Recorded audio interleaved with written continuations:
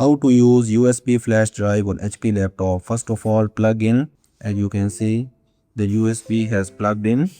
After that, you will see the notification. Go to File Explorer. Here you can see the USB drive. Click it here. And you can see the files and folder in USB. If you want to copy, you just need to simply right click, and here you can see copy. Now you can paste wherever you want in C drive, D drive. Now you can paste it from here. As you can see, it has now copied from flash drive to your laptop. If you want to add file into flash drive, you just need to simply copy from your laptop and simply paste it.